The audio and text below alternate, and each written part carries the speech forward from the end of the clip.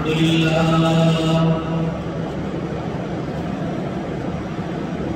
لله رب العالمين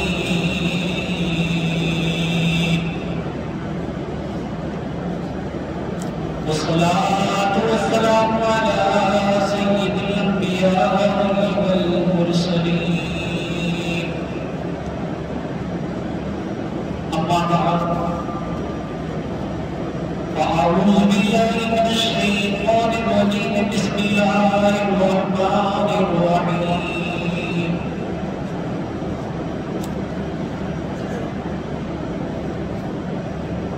اهدنا الصراط المستقيم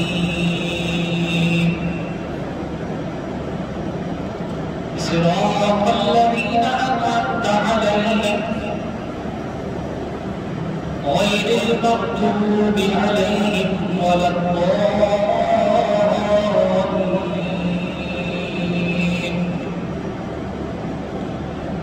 صدق الله مولانا العظيم وبلغنا رسوله النبي الكريم الأمين ونحن على ذلك من الشاهدين والشاكرين. قال الله تبارك وتعالى في شأن محبوبه الكريم إن الله وملائكته يصلون على النبي يا أيها الذين آمنوا صلوا عليه وسلموا تسليما.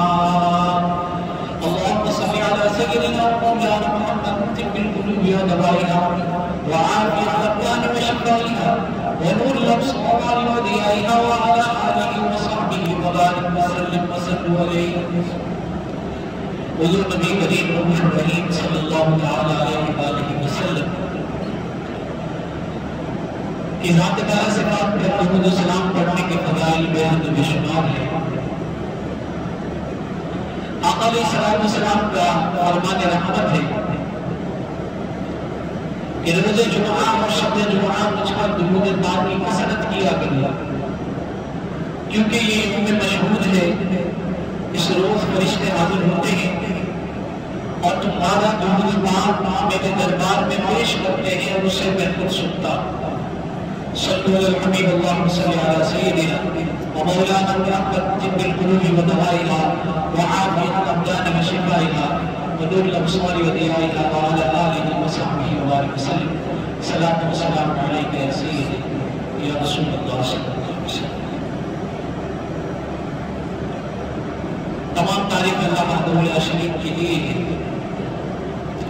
درود و سلام حضور جان عالم صلی اللہ علیہ وآلہ وسلم کی ذات طیبات پر،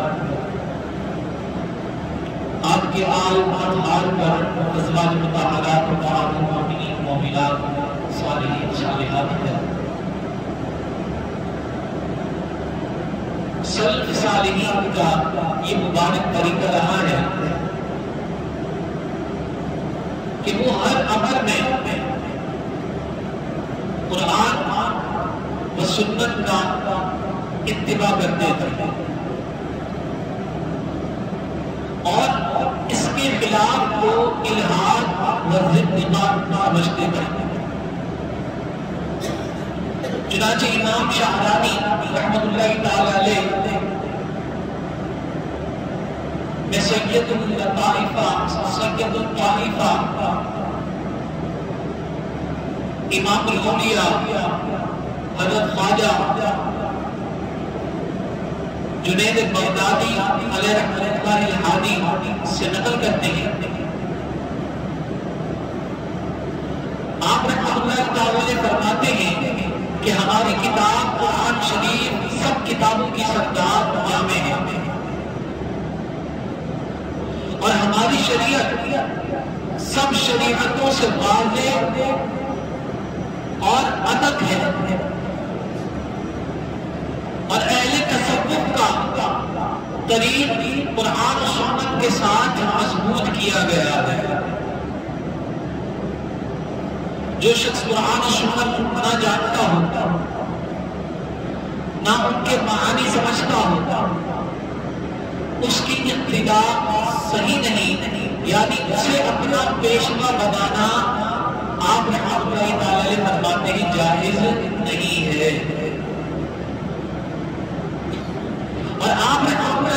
والے اپنے احباب سے فرمایا کرتے تھے کہ اگر تم کسی آدمی کو ہوا میں 4 زانوں بیٹھا دیتے تو اس کی اتباع نہ کرنا، دعوت یہ کہ عقل نہیں میں اس کی جانچ پڑتال نہ کر لو، یعنی دیکھو کہ وہ اللہ تبارک و تعالیٰ کے احکامات کے خلاف تو نہیں جاتا، حلال اور حرام میں تمیز رکھتا ہے یا نہیں رکھتا۔ اگر اسے دیکھو کہ وہ امر الہی پر کاربند اور نواہی سے یعنی اللہ کی منع کردہ چیزوں سے پرہیز کرنے والا ہے تو اس کو سچا جانو اور اس کی اتباع کرو، اور اگر ایسا نہ ہو تو اس سے بالکل پرہیز کرو۔ ایک اور فرما رہے ہیں حضرت جنید بغدادی رحمۃ اللہ تعالی علیہ اپنے مصاحبین سے، اپنے مریدین سے یہ بات فرما رہے ہیں۔ اسی طرح امام شاہرانی رحمۃ اللہ تعالی علیہ فرماتے ہیں کہ ایک ایسا شخص میرے پاس آیا کہ جس کے ساتھ اس میں معتقدین کی ایک بڑی جماعت تھی، وہ شخص بے علم تھا، اس کو فنا و بقا میں کوئی ذوق حاصل نہ تھا۔ میرے پاس چند روز ٹھہرا، میں نے اسے ایک دن پوچھا کہ وضو اور نماز کی شرطیں بتاؤ کیا ہے، تو کہنے لگا کہ میں نے علم حاصل نہیں کیا۔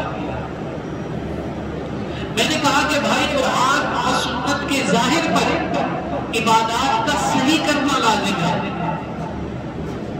جو شخص واجب اور مستحب اور حرام اور مکروہ میں فرق نہیں جانتا تو وہ جاہل ہے، اور جاہل کی ابتداء نہ ظاہر میں درست ہے نہ ہی باطن ہے۔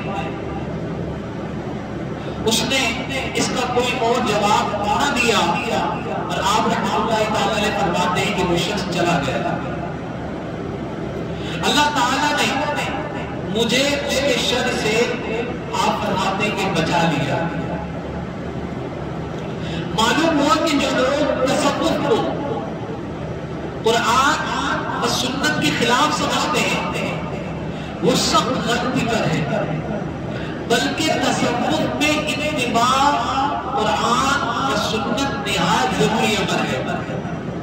کہ اگر کوئی شخص قرآن اور حدیث کو ایک طرف رکھ لے اور کہے کہ میں صوفی ہوں تو وہ صوفی نہیں ہے۔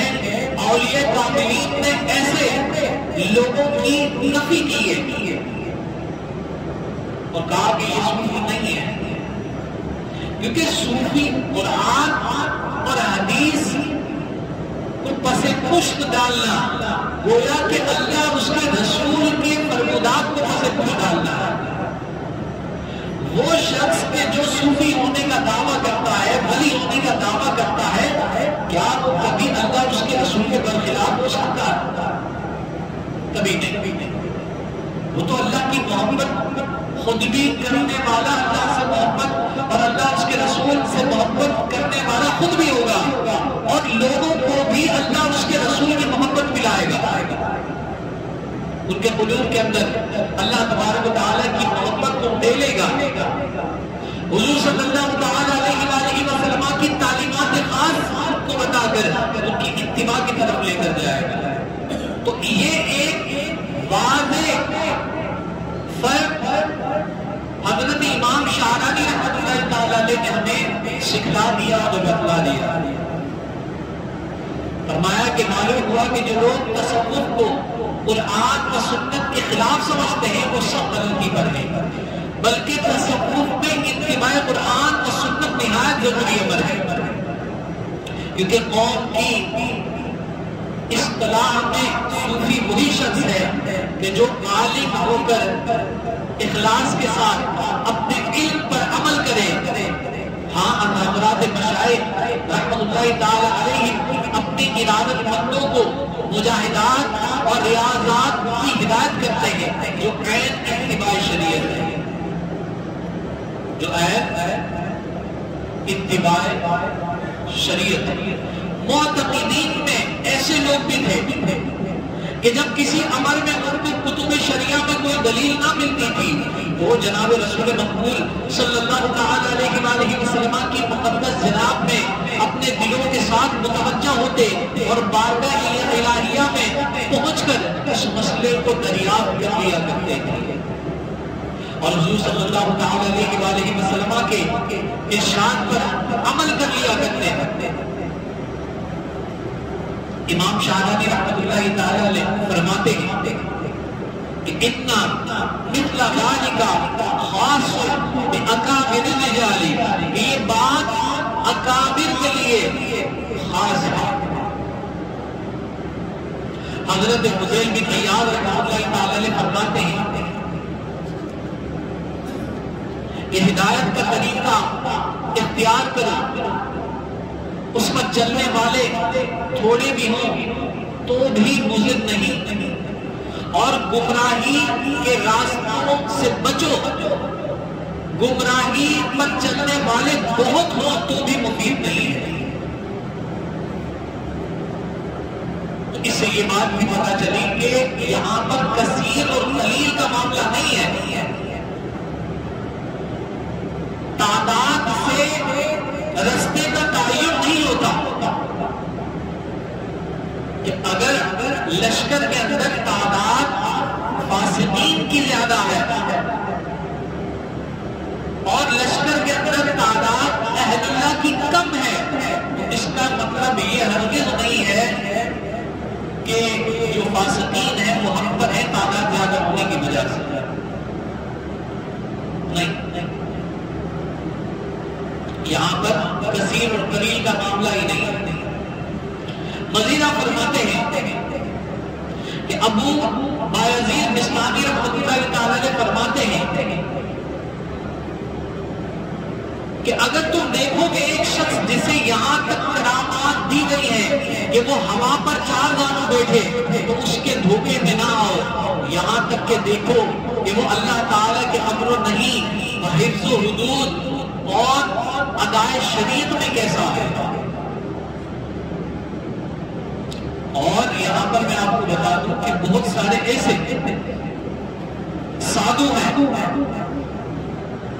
ایسے بدھسٹ ہیں، ایسے پنڈت ہیں، غیر مذاہب سے تعلق رکھنے والے لوگ ہیں کہ جو سادھنا کرتے ہیں، سدھ کرتے ہیں، ریاضت کرتے ہیں اپنے مذہب کے مطابق، تو ان دو عالم ناسوت کے تصرفات مل جاتے ہیں۔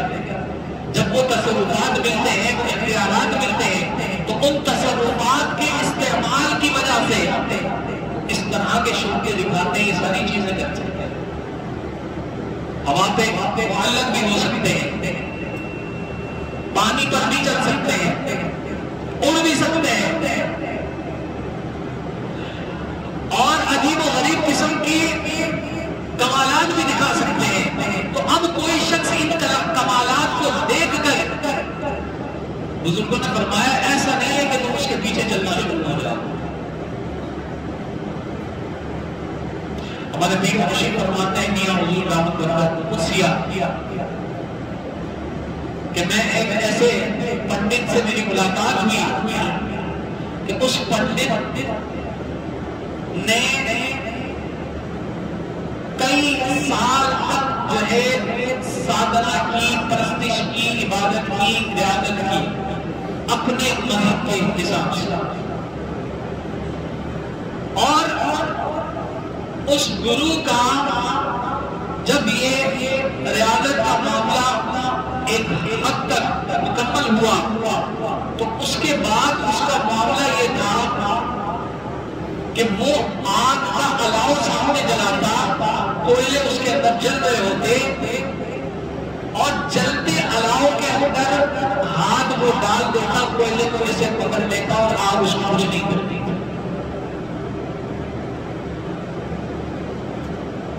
بزرگ فرماتے ہیں ان سے ملاقات ہوئی، لیکن وہ کسی بت کے پجاری نہیں تھے، کسی بت کی پرستش نہیں کرتا، وہ گرو کسی بت کی پرستش نہیں کرتا، لیکن مسلمان نہیں ہوتے۔ اب یہاں تک کہ وہ اس سے ایسے ایسے عجیب و غریب قسم کے شوبیاجات دکھاتا تھا کہ انسانی عقل حیران ہو جاتی ہے۔ آپ فرماتے ہیں کہ ایک دن ایسا ہوا کہ ایک جو ہے کیس میرے پاس آیا، اور وہ کیس بڑا عجیب و غریب قسم کا کیس تھا۔ وہ ایسا تھا کہ گھر کے اندر ایک شخص کے اوپر حاضری وغیرہ کے معاملات ہوتے، اور اتنے شدید قسم کے حاضری کے معاملات ہوتے کہ جنات کی حاضری کی وجہ سے پورا گھر جو ہے وہ متاثر تھا، اور گھر کے تقریباً جو ہے سامان توڑ دیے۔ اب جب وہ معاملہ ہوا، وہ کیس آیا، تو گرو کو بتایا کہ گرو ایسا ایسا معاملہ ہے فلاں جگہ کا۔ میاں حضور فرماتے ہیں کہ انہوں نے اس دنوں نے کہا کہ طارق کام کر، یہ جو پلاؤ ہے اس کے اندر ہاتھ ڈال اور ایک کوئلہ نکال۔ تو میاں حضور نے کہا کہ بھائی میں ہاتھ ڈالوں گا، تمہارے ہاتھ ڈالنے سے تو تم نہیں جلتے، میں ہاتھ ڈالوں گا تو مجھے تو یہ کوئلہ اور یہ ہاتھ جلا دے گی۔ کہا نہیں، میں تمہیں بتا رہا ہوں، ہاتھ ڈالو بناؤ ایک کوئلہ۔ اب میاں حضور نے کوئلہ ایسے اپنے ہاتھ کو پہلے قریب کیا، دیکھا کہ سیک تو نہیں آ رہی، اور دیکھا کہ سیک نہیں تھی، گرمائش نہیں تھی، آگے بڑھ کر آپ نے وہ کوئلہ اٹھا لیا۔ اب وہ کوئلہ اٹھایا تو وہ کوئلہ آپ کو بھی کوئی نقصان نہیں دے رہا، کوئی ضرر نہیں دے رہا۔ کہا کہ اس کوئلے کو اپنے جیب میں ڈال دیا۔ کہا چلو ہاتھ کو نقصان نہیں دے رہا ہے، کپڑے کو تو یہ جلا ہی دے گا، کہا کپڑے کو بھی نہیں جلائے گا۔ کہا اس کوئلے کو جیب میں ڈال دیا، اور کہا کہ کوئلے کو جیب میں ڈالو، جانے کے بعد جو گھر کا بتایا ہے جس گھر کے اندر یہ معاملات ہیں وہاں لے جا کر یہ کوئلہ جو ہے نکالنا ہے جیب سے، اور نکالنے کے بعد اس مریض کے ایسی پیشانی کے اوپر یہ کوئلہ لگا دینا ہے، رکھ لینا ہے، اور اس کے بعد جو ہوا وہ دے گا، اور پھر بعد میں کوئلہ لا کے مجھے دے دینا۔ اب میاں حضور فرماتے ہیں کہ وہ لے کر میں گیا، اور جانے کے بعد اس مریض نے پہلے ہی سے اس کو پتا چل گیا کہ کوئی آ رہا ہے اس طرح کے معاملات، تو اس نے اپنے دروازے کو بند کیا اور اپنے آپ کو کمرے کے اندر بند کر دیا، اور کہا کہ اس بندے کو اندر آنے نہیں دینا، اس بندے کو اندر آنے نہیں دینا۔ خیر میاں حضور نے فرمایا کہ بھائی کچھ بھی کرو، اس دروازے کو کھولو، توڑنا پڑے توڑو، اور جو کام کرنا ہے وہ کرنا ہے۔ خیر دروازہ توڑا گیا، اور اندر گئے، جانے کے بعد وہ کوئلہ اٹھایا اور ایسے پیشانی پر رکھا۔ جیسے ہی پیشانی پر وہ کوئلہ رکھنا تھا تو جسم سے عجیب و غریب قسم کی بو آنا شروع ہوئی، اور عجیب و غریب قسم کے جو ہے مختلف قسم کی دھوئیں جو ہے نکلنا شروع ہوئے، اور کچھ ہی دیر کے بعد ایک زوردار اس مریض نے چیخ ماری اور وہ زمین پر لیٹ گیا، اور تھوڑی دیر کے بعد بالکل نارمل ہو گیا۔ اب وہ نارمل ہوا، وہ کوئلہ اٹھایا، جیب میں ڈالا، اور جا کر گرو کو سارا معاملہ بتایا، کہا اللہ کوئلہ دے دو، اور وہ کوئلہ اسی اللہ کے اندر ڈال دیا۔ اس قسم کے جو ہے تصرفات رکھنے والے غیر مسلم لوگ ہیں، تو اب آپ کیا کریں گے؟ آپ اس کے پیچھے اس کی اتباع کرنا شروع کر لیں گے۔ ہنر اور چیز ہے، اتباع اور چیز ہے، مہارت کا آنا اور چیز ہے۔ تجربات کی وجہ سے کسی بہت سارے ایسے نان مسلم ہیں جو علاج معالجے کا ہنر رکھتے ہیں، بہت سارے آپ دیکھیں گے کہ میڈیکل کی فیلڈ کے اندر علاج معالجے کا بڑا اچھا ہنر رکھتے ہیں، نان مسلم ہے، اس سے استفادہ کرنا یہ اور چیز ہے اس ڈاکٹر سے، لیکن اس کی اتباع کی طرف لگ جانا، یہاں سالکین کو صوفیاء نے اور یہ کاملین نے ایک حدود بتا دیا، آپ کی نظر، آپ جب اتباع کی طرف جاؤ گے تو پھر آپ کی نظر قرآن اور حدیث کی طرف ہی ہونی چاہیے۔ اس قرآن اور حدیث سے آپ نے باہر نہیں نکلنا ہے، اس کو تھامے رکھنا ہے، اس کو تھامے رکھو گے تو منزل تک پہنچ جاؤ گے، ورنہ یہ شوق نجات دکھانے والے دنیا میں بہت سارے لوگ پڑے۔ تو اسی طرف اشارہ فرمایا ہے، کس نے اشارہ فرمایا ہے؟ حضرت بایزید بسطامی رحمۃ اللہ تعالی علیہ نے۔ آپ نے فرمایا کہ لو نظرت الى رجل اعطایا من الکرامات حتی قرع فی الہوایا ولا تغتروا به حتی تنظروا کیف تجدونه عند الامر والنہی وحب الحدود واداء الشریعہ۔ آپ کہتے ہیں کہ اگر تم دیکھو ایک شخص کو جسے یہاں تک کرامات دی گئی ہے کہ وہ ہوا پر 4 زانوں بیٹھے، تو اس کے دھوکے میں نہ آؤ، یہاں تک کہ دیکھو کہ وہ اللہ تعالیٰ کے امر و نہی و حفظ اور حدود اور ادائے شریعت پر کیسا عمل کرنے والا ہے۔ اگر امر و نہی اتباع رسول اور ادائے شریعت میں صحیح عمل کرنے والا ہے، اس کے پیچھے چلو، ایسے لوگوں کے پیچھے نہ چلو جو شوق نجات دکھا کر لوگوں کو اپنی طرف مائل کرتے ہیں۔ بہت سارے ہمارے مسلمان ہیں جو ان شوق نجات دیکھنے کی وجہ سے بسا اوقات گمراہ ہو جاتے ہیں، کئی مرتد بھی ہو گئے ہیں، اس طرح کا معاملہ بھی ہوتا ہے، کئی مرتد بھی نعوذ باللہ من ذالک ہو گئے۔ اور اگر مرتد نہ بھی ہوئے تو وہ فسق و فجور کے اندر مبتلا ہو جاتے ہیں، بے ادب ہو جاتے ہیں، گستاخ ہو جاتے ہیں۔ میرے پاس ایک صاحب آئے علاج معالجے کے حوالے سے، کہا کہ میرے ساتھ مسئلہ ہے، گھر کے اندر جادو وغیرہ کے معاملات ہیں، میری بچی ہے اس کے ساتھ جادو وغیرہ کے معاملات ہیں اور چیزیں اس پر حاضر ہوتی ہیں اور بڑی اذیت و تکلیف پہنچاتی ہے۔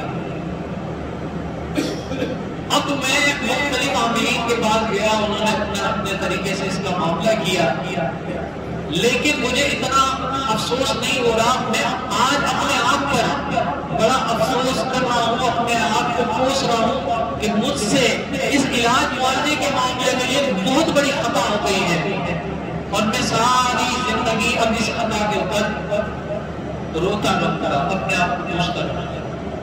میں نے کہا پوچھا کہ میں کیا ہو گیا؟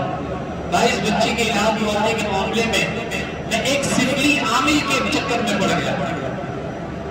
مجھے کسی نے بتایا کہ بھائی یہ عامل ہے، سفلی ہے، ہندو ہے، اور یہ بڑے جو ہے نا منتر جنتر جانتا ہے اور بڑے اتارے کے جتنے کام یہ کرتا ہے، جادو ٹونے کی کاٹ کے سارے کام یہ کرتا ہے، تم اس کے پاس چلے جاؤ، یہ جو بھی اس کے ساتھ شیطانی معاملات ہیں وہ حل ہو جائے۔ میں اس کے پاس چلا گیا، اس نے مجھ سے پیسے مانگے، میں نے پیسے دے دیے۔ اس کے بعد اس نے مجھ سے شراب منگوائی، کہا کہ علاج کے لیے شراب کی ضرورت ہوتی ہے۔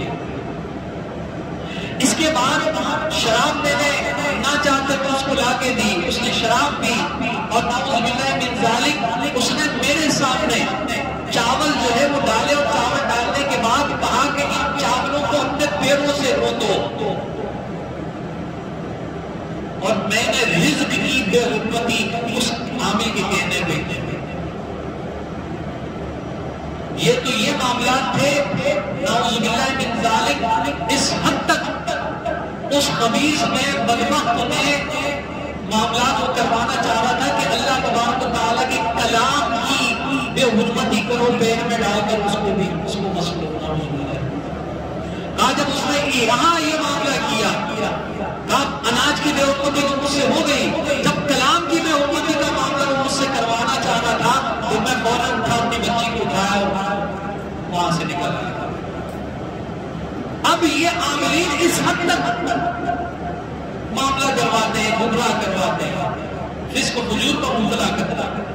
وہ رونے لگا، میں نے کہا آپ کو اس طرف نہیں جانا چاہیے تھا، آپ جو قرآن و حدیث پر چلنے والے عاملین ہیں، علماء ہیں، نیک عاملین ہیں، بزرگ ہیں، اولیاء اللہ ہیں، آپ ان کے پاس جاتے ہیں۔ وہ قرآن و حدیث کی روشنی میں اور اتباع شریعت کے مطابق بچی کا علاج کرتا ہے۔ کہا کہ میں گیا ہوں، صحیح مجھے رستہ نہیں ملا، خیر اللہ پاک نے کرم کیا اور اس بچی کے اوپر کچھ چیزیں تھی، حاضر چیزیں تھی، 3-4 وہ مسلط ہوئی تھی. کلام الہی کی برکت سے الحمدللہ 21 دن میں ان کا وہ مسئلہ حل ہو گیا. میں نے کہا یہ دیکھو یہ اللہ کا کلام ہے اور یہ کلام کی تاثیر ہے کہ یہ رو رہے ہیں، معافی مانگ رہے ہیں اور عرض یہ کر رہے ہیں کہ ہمیں معاف کرو، آج کے بعد ہم اس بچی کے اوپر حاضر نہیں ہوں گے، ہم سے غلطی ہو گئی، ہم نہیں. اب قرآن کی طرف قرآن میں اللہ تبارک و تعالیٰ نے اتنی تاثیر دی. تم آؤ تو صحیح اس کی طرف، پڑھو تو صحیح اس کی تاثیر دیکھو کتنی ہے. تو بات یہ ہے کہ ایسے عاملین کے شوقات کو دیکھ کر ہم ان سے متاثر ہو جاتے ہیں اور متاثر ہونے کے بعد ان کی پیروی کرنا شروع کر دیتے ہیں، جیسا وہ بولتے ہیں ویسا کرنا شروع کر دیتے ہیں.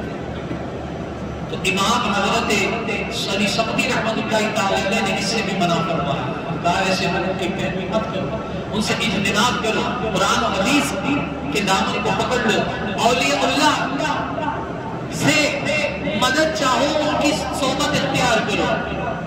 انشاءاللہ اللہ نے چاہا تو تمہارے تمام مسائل اس قرآن اور حدیث پر عمل کرنے کی برکت سے حل ہو جائے. اللہ تبارک و تعالیٰ سے دعا ہے کہ مولا کریم ہمیں عمل کرنے کی توفیق عطا فرمائے. اللہ تعالیٰ تمام بیمار کو شفا کاملہ عطا فرمائے. ہر قسم کے جاگروں نے حاصل مسئلات سے محفوظ فرمائے.